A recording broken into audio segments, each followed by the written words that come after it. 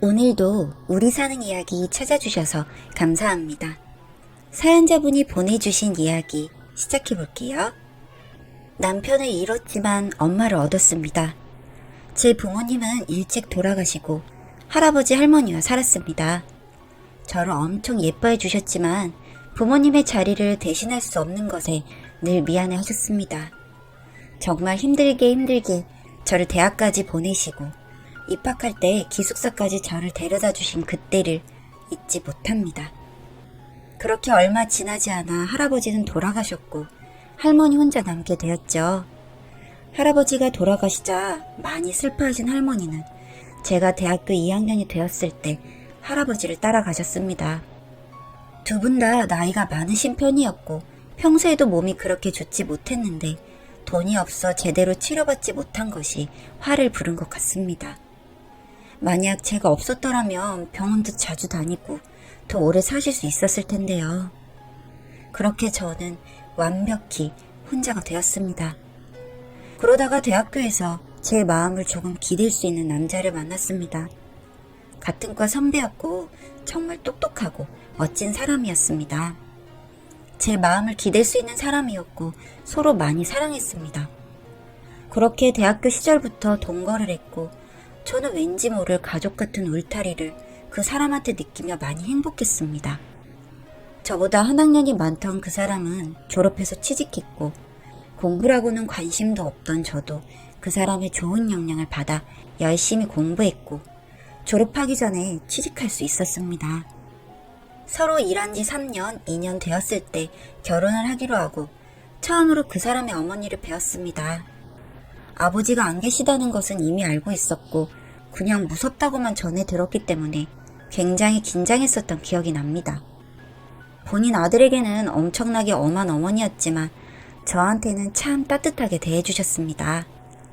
부모님 없는 것 들었다며 앞으로 친하게 지내자고 하셨죠. 그리고 결혼했습니다. 가까이 살면서 정말 재밌게 지냈습니다.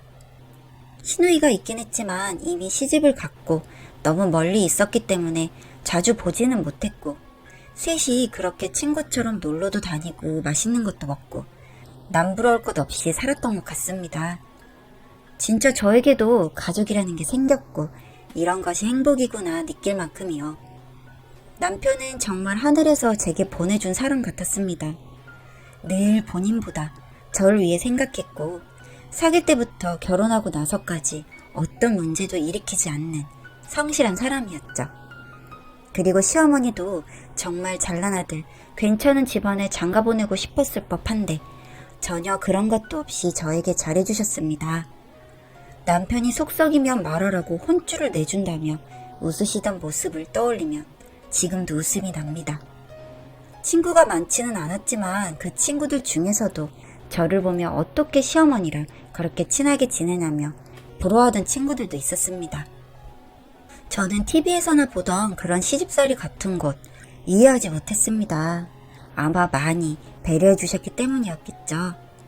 그리고 제가 아들을 뺏어갔다고 생각하지 않으시고 그냥 딸이 하나 더 생겼다고 생각해 주시는 대인배이셨으니까요. 그런데 야속하게 행복이 오래가지는 않더군요. 2년쯤 지나고 난 뒤 임신을 계획 중이었는데 임신도 못한 채로 남편에게 사고가 났습니다. 교통사고였고 식물인간이 되었습니다. 정말 지극정성으로 간호했으나 깨어나지 않았고 결국 1년도 못 채우고 사망하였죠. 너무나 허망했습니다. 내가 불행의 씨앗인 것 같은 기분도 들고요. 아버지 어머니도 제가 태어난 후에 얼마 안 돼서 돌아가셨고 할아버지 할머니도 저로 인해 고생만 하다 돌아가셨으니 말입니다. 게다가 남편까지 결혼한 지 2년을 채우지 못해 저 세상으로 가버리니 그런 생각이 들 법도 했습니다. 죄송스러운 마음이었습니다. 저 때문은 아니었지만 제가 모든 것을 자초한 것 같아서요. 장례가 끝나고 시어머니가 많이 변했습니다. 저한테 엄청 매몰차시시고 이제 더 이상 너랑 나랑 가족이 아니라고까지 말씀하셨죠.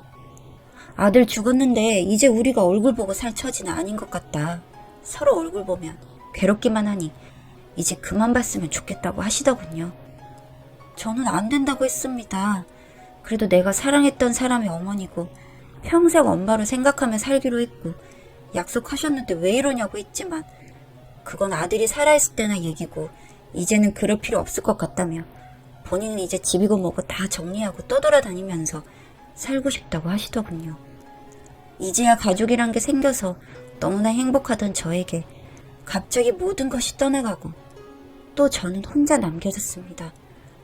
그래도 먹고는 살아야 하니 회사를 계속 다녔고 남편을 그리워하고 시어머니를 궁금해하며 하루하루 살아갔습니다.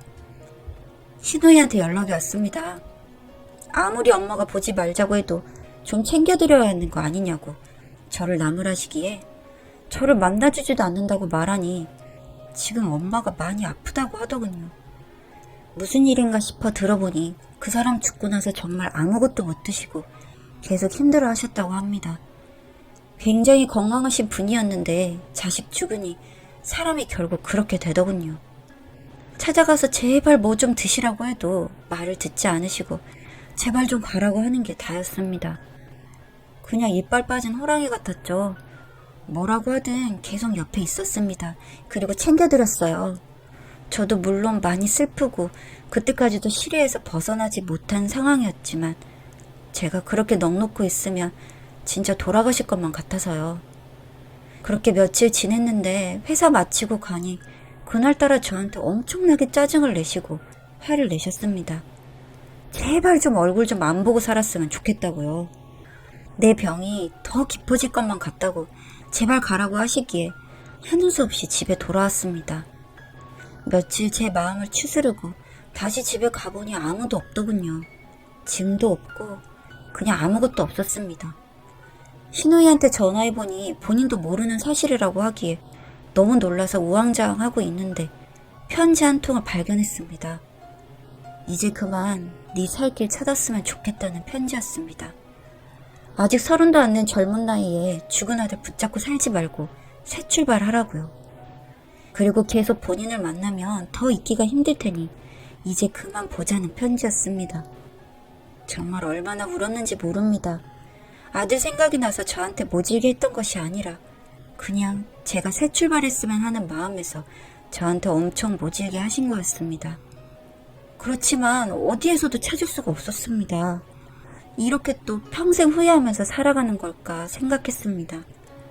6개월쯤이 지났습니다. 그때까지도 늘 혼자 힘들어하며 지내고 있던 저에게 신우의 연락이 왔습니다. 엄마 찾았다면서요. 절에 떠돌아다니며 몸을 으탁하고 계셨더군요.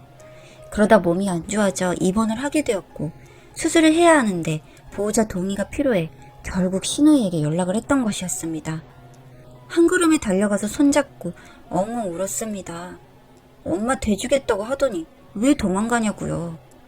그랬더니 그냥 다 잊고 새로 살라는 말만 반복하시더군요. 절대 그러기 싫다고 이제 어디 가시지 마시라고 정말 많이 울었습니다. 회사에 휴직기 쓰고 정말 지극정성으로 보살펴드렸습니다. 그랬더니 빠르게 회복하시고 퇴원도 가능하시게 되었죠. 신우이 집으로 간다는 거 저희 집에 가자고 계속 졸랐습니다. 끝까지 안 가겠다고 하시는 거 제가 제 소원이라고 하며 겨우 모시고 왔습니다. 그리고 집에 앉아서 많은 얘기를 했습니다. 언제가 됐건 간에 저도 새 출발하도록 할 테니까 제발 밀어내지 말라고요. 그 사람은 없지만 지금 시어머니는 시어머니가 아니라 저한테는 엄마라고 하니 고맙다고 하시더군요. 그렇게 엄마처럼 모시면서 살려고 했습니다. 그렇지만 시어머니 마음은 그게 아니었나 봅니다. 계속 본인이 저한테 걸림돌이 된다고 생각이 들으셨던 것 같아요. 몇 개월 뒤에 또 없어지셨습니다. 이젠 정말 꽁꽁 숨으셨죠. 시누이가 백방으로 찾고 저도 그랬지만 어디에서도 찾을 수가 없었습니다. 방에서 통장 하나를 발견했고 본인이 여태 모아온 재산을 시누이 안 주고 저를 주고 가셨어요. 꼭 어딜 가든 행복하라면서요.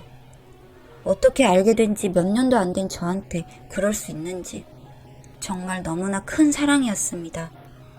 늘 저에게 꼭 본인이 엄마가 되어주겠다고 약속하셨는데 결국 그 약속은 끝까지 지키시진 않으셨지만요. 그렇게 3년 정도 지나고 난 뒤 전 새로운 사랑을 시작할 수 있었습니다. 정말 다시는 사랑 같은 거 하지 않으려고 했던 절 많이 감싸주고 지난 날들까지 모두 다 감싸준 사람이었습니다.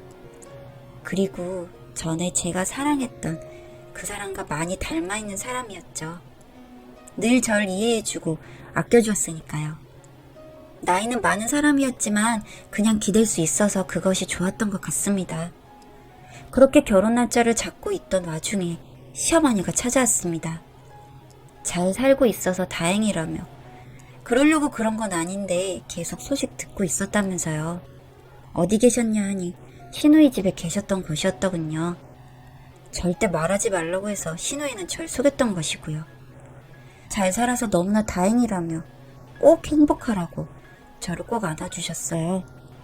이제는 나쁜 일 말고 좋은 일만 있을 거라고요. 그리고 이제 너도 새로운 출발을 하는 것이니 엄마로서 꼭 든든하게 있어줄 테니 혼자라고 생각하지 말라고요. 남편들 사람한테 이런 얘기를 다 했더니 너무 좋으신 분이라며 그렇게 지내는 것도 괜찮으니 본인은 신경 쓰지 말라고 하더군요. 어찌 보면 기분 나쁠 법도 한데 말이죠.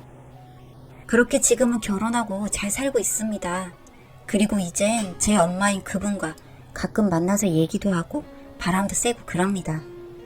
제 마음속에는 이미 그분인 엄마가 되었으니까요. 그 행복했던 시절이 오래가진 못했지만 제 인생에서 가장 찬란하고 좋았던 시간을 꼽으라면 그 1년 반이라고 할 수 있겠네요.